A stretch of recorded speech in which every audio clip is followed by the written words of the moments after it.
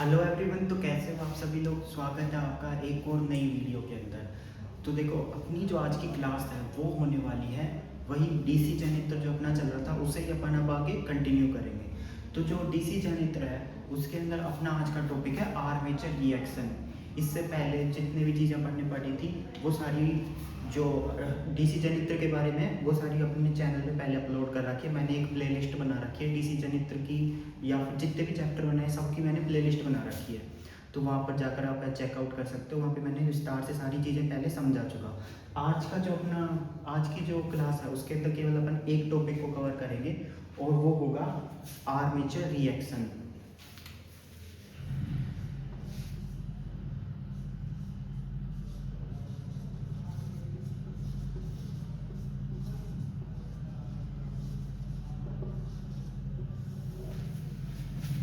तो क्लास शुरू करने से पहले एक बात और कि अगर आपने अभी तक मेरे चैनल को सब्सक्राइब नहीं किया ना तो उसे सब्सक्राइब कर लेना। और हाँ, मैं इस चैनल पे ना जो ये साइंस से रिलेटेड ज़्यादा से ज़्यादा वीडियो डालने की कोशिश करूँगा, ज़्यादा से ज़्यादा नॉलेज देने की आपको कोशिश करूँगा। तो अपन बात करते हैं अपने टॉपिक की तरफ। आर्मेचर रिएक्शन क्या होता है इसके बारे में समझने से पहले मैं आपको एक छोटी सी बात समझाता हूँ। देखो, जैसे जैसे कि अपने पास कोई कुंडली है, ठीक है। तो ये कुंडली क्या है कि विद्युत धारा, जैसे आर्मेचर घूम रहा है तो उसके अंदर विद्युत धारा उत्पन्न कर रही है। तो मान लो अपन इस कुंडली का जो है, कुंडली का दो टर्मिनल किससे जुड़े होंगे, कम्यूटेटर से। तो कम्यूटेटर के एक सिरे, मतलब एक एक सिरा ये एक सिरा ये, दोनों से कम्यूटेटर से जुड़ा होगा। तो जब एक वक्त आएगा तब जो ब्रशों के थ्रू एक ही वाइंडिंग को एक एक बार में केवल एक ही वाइंडिंग का अपन उपयोग कर सकते हैं। जो ये ईएमएफ बनाएगी, ये जो ईएमएफ बनाएगी उस ईएमएफ का उपयोग अपन एक बार में एक ही कुंडली का कर पाएंगे। जैसे मान लो अपनी जो ब्रशें हैं वो इन दोनों के सिरों से कनेक्टेड है, इन दोनों के सिरों से कनेक्टेड है। तो एक बार में एक कुंडली का जो ईएमएफ था अपन ने ले लिया। लेकिन जो दूसरा कुंडली बची, लेकिन ये जो दूसरी कुंडली जो बच गई, दूसरी कुंडली बच गई। अब ऐसा तो होता नहीं है कि इस ये एक बार में केवल जो ब्रश से कनेक्टेड होगा वो ही कुंडली ईएमएफ बना रही है, ऐसा तो होता नहीं है। पूरी की पूरी आर्मेचर के अंदर जितनी भी वाइंडिंग होगी वो सारे ईएमएफ बनाएगी। तो जो ये ईएमएफ होगा जिसका अपन ने यूज कर लिया, लेकिन जो ईएमएफ बच गया, जो ईएमएफ बच गया, जिस कुंडली का ईएमएफ बच गया जो कॉन्टैक्टर के कनेक्ट में नहीं था, जो ब्रशों के कनेक्ट में कभी था ही नहीं, वो ईएमएफ क्या करेगा, वो भी तो ईएमएफ तो बना ही रहा है। ऐसा तो है नहीं कि ईएमएफ बनाना बंद कर देगा कि रुक जाती हूँ अभी रुक जाती हूँ, जब ब्रश आएगी मेरे कॉन्टैक्ट में तभी ईएमएफ बनाऊंगी। ऐसा तो होता नहीं है। ईएमएफ तो ये बनाएगी। ईएमएफ ये जब बनाएगी तो ये जो ईएमएफ होगा इसका उपयोग कहाँ होगा, जब इसका उपयोग ही कहीं नहीं हो रहा, जब इसके कॉन्टैक्ट में कुछ है ही नहीं, तो वो ईएमएफ क्या करेगा, वो ईएमएफ मेन ईएमएफ जो अपन यूज करते हैं, ये मान लो ये मेन ईएमएफ है, ये मेन ईएमएफ है।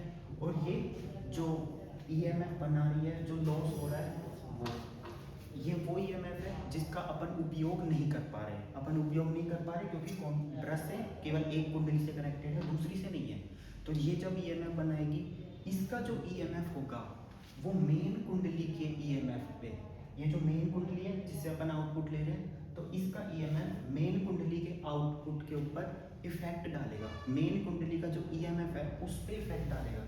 इसका जो ईएमएफ है वो इस मेन कुंडली के ईएमएफ पे, जो अपन आउटपुट ले रहे हैं उसके ईएमएफ पे इफेक्ट डालता है। उसके अलावा क्या होता है, वो जो ईएमएफ होता है वो ईएमएफ जो फील्ड पोल होते हैं अपने जो आर्मेचर के अंदर, वो सॉरी कम्यूटेटर के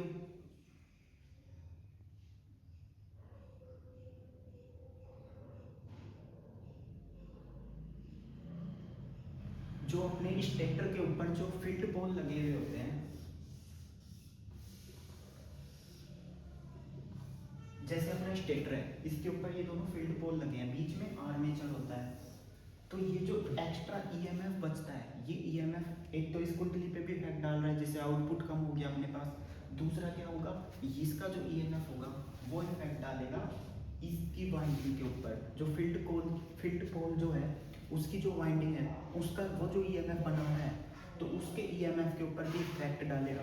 तो क्या होगा कि एक तरीके का प्रतिरोध पैदा होता है, दो ईएमएफओ के बीच में ऐसे प्रतिरोध पैदा होता है। एक ईएमएफ था जो कि कोई काम का नहीं था, उसे नष्ट हो जाना चाहिए था, लेकिन वो जो ईएमएफ है वो क्या करेगा, जो फील्ड पोल के जो ईएमएफ होंगे उसके ऊपर प्रतिरोध की तरह कार्य करेगा, उसे कम करने का काम करेगा। तो ये होता है आर्मेचर रिएक्शन। इसे थोड़ा और विस्तार में समझते हैं। अब जरा देखो, ये अपने पास में स्टेटर है, मान लो ये अपना स्टेटर है, ये अपना स्टेटर है जिसपे फील्ड पोल कनेक्टेड है। ये स्टेटर जिसके ऊपर फील्ड पोल कनेक्टेड है और बीच में अपना है आर्मेचर। अब मान लो इसमें वाइंडिंग फिट कर रखी है अपन ने, जैसे ही वाइंडिंग हो गई,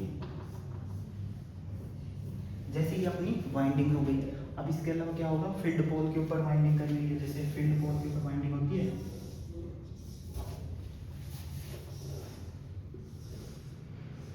ये फील्ड पोल पे वाइंडिंग है जो कि इलेक्ट्रोमैग्नेट बनाती है। अब देखो एक चीज समझने की बात है, ये जो पोल शू होता है, ये देखो ये पूरा पोल है, पोल के जो आगे का पार्ट होता है, पोल के जो ये आगे का हिस्सा है, मान लो ये जो आगे का हिस्सा है ये कहलाता है पोल शू, और पीछे का पार्ट कहलाता है मोल्डेड पोल, और आगे का पोल शू। तो देखो ये जो पोल शू होता है इसका काम क्या होता है, इसका काम ये होता है कि मैग्नेटिक फील्ड को पूरा का पूरा ज़्यादा से ज़्यादा एरिया कवर करा सके। तो ये काम होता है पोल शू का। तो अब बात करते हैं आर्मेचर रिएक्शन के। तो देखो आर्मेचर रिएक्शन, इसमें क्या होगा, जैसे ये जो पोल है ये ईएमएफ बनाएंगे, ये ईएमएफ पूरा का पूरा इसे कवर करेगा, जिससे क्या होगा, आर्मेचर मैग्नेटिक फील्ड में रह पाएगा। अब मैग्नेटिक फील्ड में रह रहा है तो अब ये इसमें मान लो इसको घुमा रहे हैं, तो अब इसमें क्या ट्विस्ट है, इसके पीछे इसके आर्मेचर जो होता है, आर्मेचर में क्या होता है, जैसे आर्मेचर ड्रम है, ये आर्मेचर का ड्रम है जिसमें पीछे लग रहा है कम्यूटेटर, जिसके पीछे कम्यूटेटर कनेक्टेड है। अब इसमें क्या होता है, कम्यूटेटर बटा होता है स्लोटों में। जैसे ये मान लो एक चालक पट्टी है, इसमें क्या होगा, ये इनको मैं भागों में बांट देता हूँ, अलग अलग भागों में। अब ये जो भाग हैं इन भागों में क्या होता है, अगर मैं इधर करंट दूंगा तो इधर का करंट इसमें ट्रांसफर नहीं होगा, इधर का करंट इधर तक ही रहेगा, इधर दूसरी में दूंगा तो दूसरे का दूसरे में। बीच में क्या है, बीच में ना अब्रक भर दिया जाता है, अब्रक लगा दिया जाता है। अब वो क्या होगा, वो एक तरीके का सेपरेटर बन जाता है कि इसका करंट ये रहेगा, इसका ये रहेगा। इससे एक वृत्त में बनाया जाता है गोल, जिसे आप ये कम्यूटेटर कहते हैं। मैंने पिछली वीडियो में और भी अच्छे से समझाया, वो जाकर के देख लेना। तो देखो इसके में क्या है, ये कम्यूटेटर हो गया।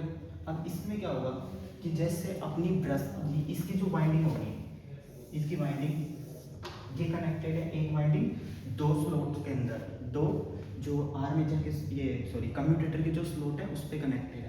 अब जब ये घूम रहा है, इसके घूमने से क्या होगा, जब ये घूमेगा तो इस कम्यूटेटर के कांटेक्ट में रहती हैं ये कार्बन ब्रशें। ये कार्बन ब्रश जो है कम्यूटेटर के कांटेक्ट में। अब क्या होगा, ये जो दोनों ब्रशों के अंदर क्या होगा कि एक वाइंडिंग का जो ईएमएफ है वो अपन ब्रशों के माध्यम से, दोनों ब्रशों के माध्यम से अंदर ले पाएंगे। दो ब्रश कांटेक्ट होती है, एक सिरा एक ब्रश से कनेक्टेड होता है, तो आर्मेचर एक कॉइल का दूसरा सिरा दूसरी से कनेक्टेड होता है। अब जब अपन इसके जो है ब्रशों से जो करंट ले पा रहे हैं उसका तो अपन ने यूज कर दिया, लेकिन जो अपन ने मान लो ये जो दूसरी कॉइल थी, ये दूसरी कॉइल, इसका अपन ने करंट अपन यूज नहीं कर पा रहे उस वक्त, जिस वक्त इसका करंट अपन ले रहे हैं उस वक्त अपन इसका करंट नहीं ले रहे। तो ये क्या होगा, ये जो है ऐसा तो है नहीं, मैग्नेटिक फील्ड में है तो ये करंट नहीं बनाएगी कि रुक जाती हूँ अभी, जब तक मेरा नंबर आएगा जब तक रुक जाती हूँ, फिर बाद में मैं भी करंट बनाने लग जाऊँगी। ऐसा तो होता नहीं है। तो ये क्या काम करती है, ये काम ये करती है कि ये भी मैग्नेटिक फील्ड में होने से जो जो मैग्नेटिक फील्ड बन रही है उसमें होने से ये भी करंट बनाने लगेगी, ये आउटपुट बनाने लगेगी। तो ये जब आउटपुट बनाएगी तो वो करंट कहाँ जाएगा, वो करंट जो है मेन करंट के ऊपर, जो वो करंट है मैग्नेटिक फील्ड जो बना रहा है, जो अपने ये फील्ड पोल लग रहे हैं, फील्ड पोल जो मैग्नेटिक फील्ड बना रहा है उस मैग्नेटिक फील्ड को इफेक्ट डालेगी, उस मैग्नेटिक फील्ड को कम करने का काम करेगी। वो एक तरीके से प्रतिरोध की तरह काम करने लग जाएगा। वो जो करंट अपने पास एक्स्ट्रा बच गया वो एक तरीके का प्रतिरोध का काम करेगा। मान लो इसका तो यूज कर लिया, जो दूसरी कॉइल थी जिसका अपन यूज नहीं कर पाए, तो वो क्या काम कर रहा है, यहाँ पर जो फील्ड पोल है उसको प्रतिरोध की तरह काम कर रहा है। तो ये होता है आर्मेचर रिएक्शन। ये एक तरीके का दोष है जिसे अभी तक सोल्व करा नहीं गया है और अभी तक सोल्व नहीं किया जा सकता इस दोष को।